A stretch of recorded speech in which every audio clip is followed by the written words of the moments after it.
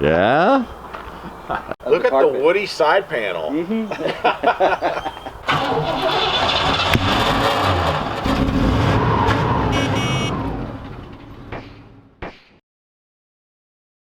This is my new show, Test Drive, where I invite interesting people that I want to hang out with along. Am I interesting? Well, I mean, you're the first guy to say yes. and find really cool cars with character that are on sale online. And so what it is, I'm going to help the seller to get the word out about their vehicle. And we'll have kind of a little chat along the way. This is a Clark Griswold family vacation Woody Land Cruiser station wagon that looks brand new. Like, it is gorgeous. This family took this thing to the Grand Canyon. What a perfect American road trip. No, it is a gorgeous car. Actually, this sweetheart is a 1988 Oldsmobile Custom Cruiser Wagon 4D. She has automatic transmission, two-tone copper beige, on vinyl wood grain walnut, brown interior. I think I'm on record as being for brown grocery getters at this point. It also has factory AC, a stereo, and this third row business everyone's talking about nowadays. Granny had third row before it was cool. There's a ding. It also needs a new headliner, but who of us doesn't? It has all the power options that were available back then. It runs well. It was actually the family's daily driver for a good while. And it's listed on Facebook Marketplace. The link is in the description. Now, moving on. All right, Chad. Briefly tell us about yourself. Who are you? And what are the things you're involved in? What do we need to know? My name's Chad Maupin. I have a graphic design and illustration service called Big Bot Design that I've run for 9 years, and it's sort of serves as my interface with commercial artwork and also my own personal artwork. So if you want to see what I'm doing creatively, it's Big Bot. So that might be people I'm working for, clients, or things I'm doing for myself. And then 3 years ago, Big Bot Design created a craft show called the Cattywampus Co-op, and I spent the last 3 years sort of dabbling in craft shows and have enjoyed that. And Cattywampus is doing its first themed show this June 28th and 29th called Death Ray, which is an illustration and print really expo. Cool. Yeah. It's sort of my reaction to comic book conventions. So I don't really like most comic book conventions because they're not actually about artwork. They're about X-Power Rangers and autographs, and that's fine. But what I want to do is make something that's a little more of an indie celebration of pop culture and art and artists. And Northwest Arkansas has a really incredible amount of illustrators and people that are like me, which I never had before. So it's really a huge, happy, joyful part of my life to have these people as friends. And so the show is hopefully a way to spotlight those people, bring in guests from other communities, and connect the creative community that's centered around comics and illustration in Arkansas in a way that's unique. Yeah. So the show will have experiences and fun things you can do, but also artists. And so it's going to be a little bit of a pop culture expo, a little bit of a comic book convention. Mm-hmm. We'll have panels. We want our panels to focus on diversity in artists and in what they make, storytelling. So the biggest hurdle for me with that show is making sure people understand that if you love comic books, you'll love Death Ray. Mm-hmm. But if you don't love comic books, you'll love Death Ray. If you've come to a Cattywampus show and you've enjoyed our illustrators and those little alleys, you're going to like Death Ray, because that's what it is. If you like visual storytelling, you'll like Death Ray. If you like board games and arcade games and things like that, you'll like Death Ray. So we've got some things we're working on to make it a really unique experience, something you could probably spend your day at. Actually, one of the old Volkswagen ads. It's not that often your first car is the car you were conceived in.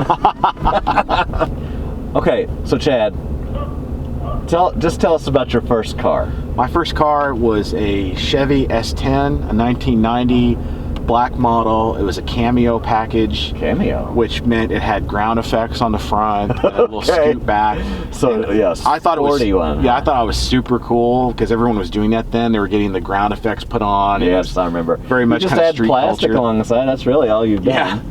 Yeah. And I had aspirations. I wanted to get the badass rims. And I kind of supported myself from the time I was 16 on. My dad let me live in his house, but basically I was going to work and pay for everything myself. So I found out very quickly on minimum wage at Kroger, even though I worked almost 40 hours a week through high school, I barely made the payment and the insurance. So I never upgraded the rims. It didn't have air conditioning, which I meant to get. So my poor prom date had to have 80s hair with hairspray on a humid late May day in Arkansas. But I did get, my friend Jason Sponer and I spent a beer-filled afternoon building black AstroTurf that went over the bed. And I had a lot of fun in that car. I spent a lot of nights hot rodding around the highways of rural Conway County, Arkansas. Thought I was really cool. You know, it's those that you don't realize it as a kid, but it's those cars you don't have to worry about keeping nice. You know, it's those that you can just get muddy inside and you don't care if you run through, you know, a few little weeds and get scratches. You know, those are the most fun vehicles. Well, and I was so, it's funny because I'm 6'7", and at the time I was 16, I was about 6'5", and I 6'4", 6'5", and then I grew a little bit after high school. I don't know how I got in that thing. An S10 is a small car. Yeah, right. And it's funny to think that it never dawned on me this is a little small for you, Chad, because it was very tiny, and but I don't think I could sit in it now. And I probably would hate driving it, but boy, I had a good time in that car. Did a lot of illegal things I probably wouldn't recommend doing in that car. No, let's not get into that. I'll have stories too. Okay, well, so the other day, my almost 12-year-old daughter and I were talking. She said something about, she used the word normal, and that usually sets me off. Yeah. Because, so I said something to the effect of, normal is a lie that cowards use so that they don't have to be, you know, all that they are meant to be. I agree. Yeah, I didn't know what your thoughts were on that. You know, because maybe I'm overthinking it, but I don't like to think that in life, you know, there are background characters, there are pawns, and you know, I think everyone should be the hero of their story. That's right. Know what I mean? I think weird sometimes is just, you might say, a coward's way of saying you're interesting. Okay. I don't want to be boring. If that means I'm weird to you, then sorry. Right. And our society does a good job of trying to convince people they should conform all the time. But I think it's so those people that aren't living up to what they could be can be more comfortable. I think so. You know? And I think it's also a system of control. This is something that drives me crazy, but human beings are so driven for security and safety that we'll do almost anything to have the illusion of it. And it extends into things just like if you color your hair purple. Yeah. What's that mean? Why is your hair purple? It's so weird. Instead of just looking at like, it's hair, who cares? Yeah. It becomes a threat to the status quo. This isn't normal. Why are you doing this? People speak so loudly when they're threatened by something. Where will this end? What's next? Like, I don't know. People will dye their hair silver. Like, who cares?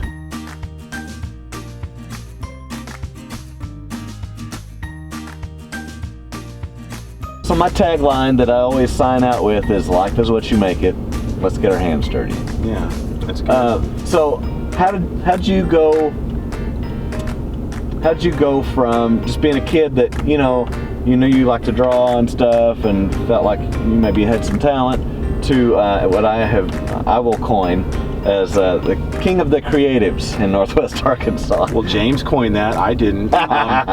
That's not true, but I appreciate the sentiment. Yeah, you're a community builder. You can't deny that. That's for sure. Well, I would like to think so. Yeah. I think if you're doing something like that, you're quote unquote trying to lead, but in my mind, leading is just service. So that just gather means our gang up, right? I'm just willing to say I want this to happen, and I don't see someone doing it, so I'll give it a shot. Yeah. And I'm willing to look stupid and make mistakes, and so that's all I'm trying to do with it, is just say I would like this to happen.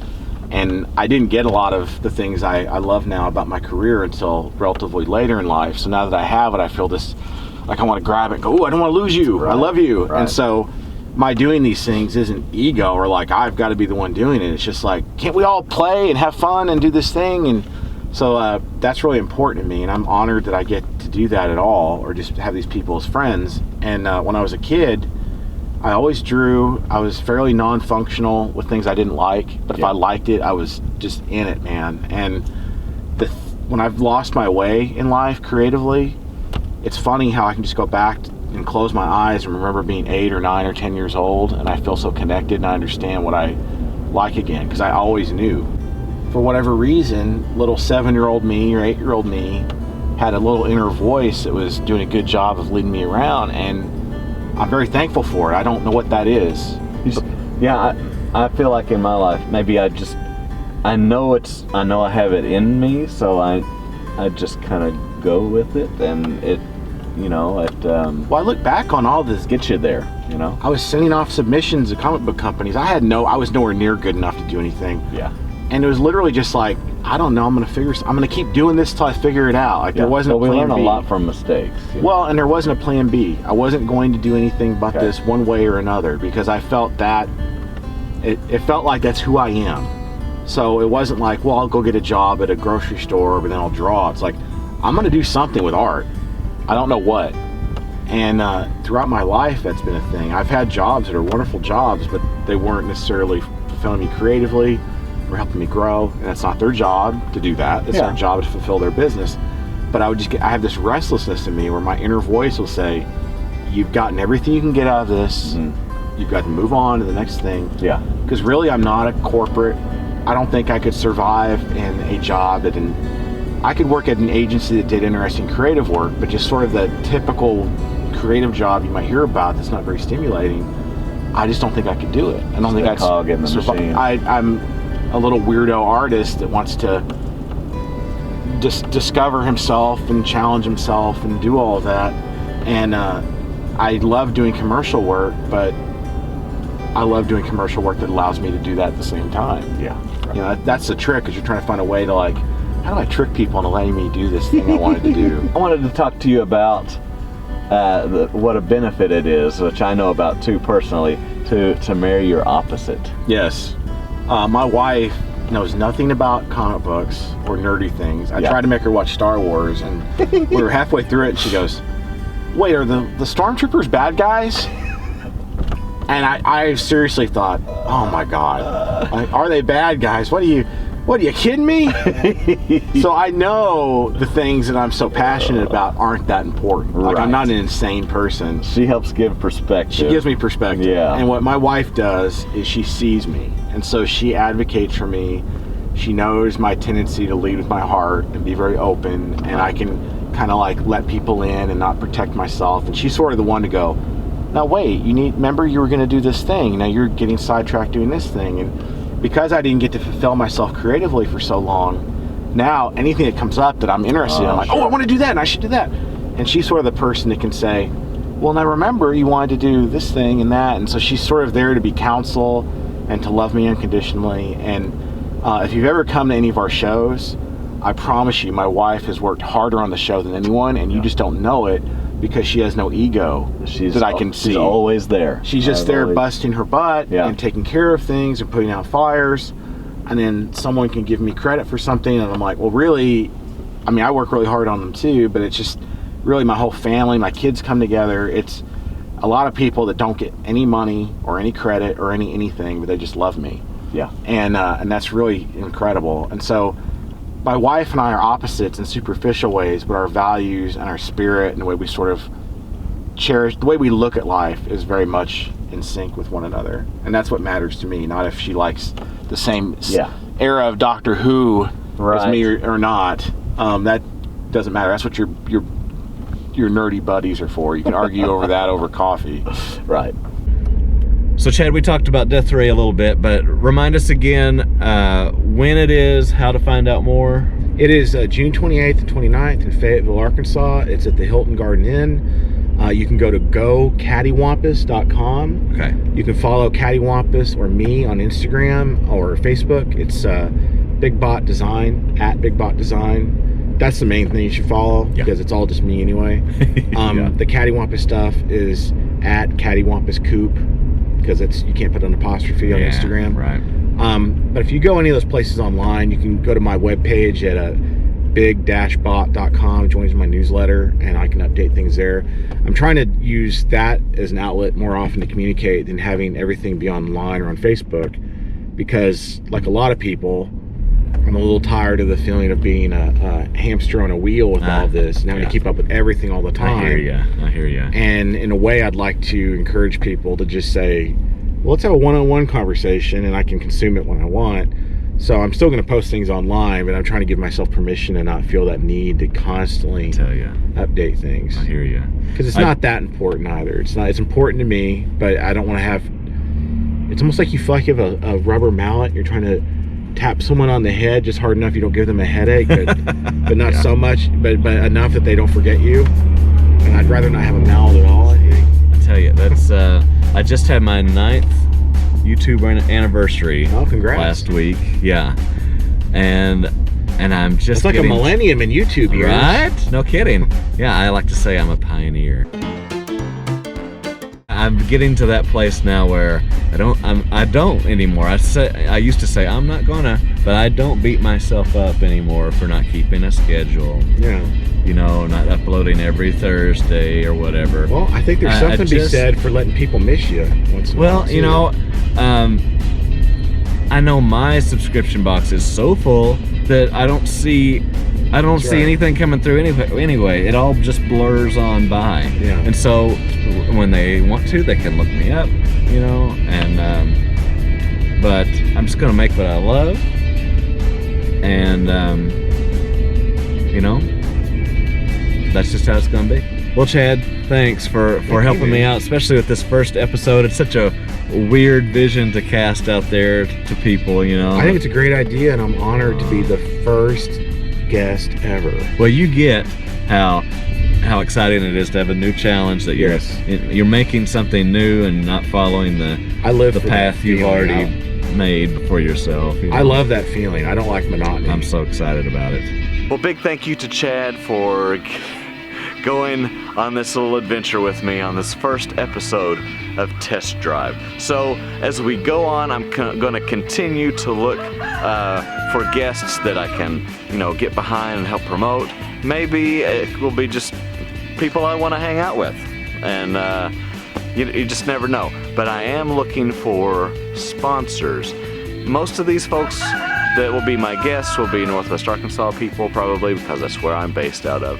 So maybe a business out of Northwest Arkansas could have an automotive aspect to their business, maybe not, whatever, we can talk. We may even go the Patreon route to make this new show sustainable. I don't know. So thank you for going along this journey with me. I figured out a lot of things as we went. Some different things to do with the audio. Maybe we can condense it a little more next time. I don't know. We're just kind of figuring this out. So thank you for going along the journey with me. Don't forget to follow Cattywampus Co-op on Instagram. That's where you'll find out a lot about what's coming up in Death Ray, the Death Ray Expo, and it's June 28th and 29th, coming up really soon. So if you're in the area, seriously, you won't want to miss it. It'll be at the Hilton Garden Inn in Fayetteville, so be there or be square. There's going to be a lot of fun things, like not only just meeting the artists and having an opportunity to see a lot of products that are made locally, but also like there's a costume contest and all kinds of stuff. And if you run into Chad at Death Ray Expo, say, hey, I saw you on Test Drive. That would be really cool for me, because he's really cool and I want him to think that I'm cool. Life's what you make it. Let's get our hands dirty. Bye. I love you. So let's just... I like to put an awkward I love yous on things. I mean, because this is a gorgeous Oh my tank. gosh. It is a gorgeous hunk of steel. Here we go. Wowee.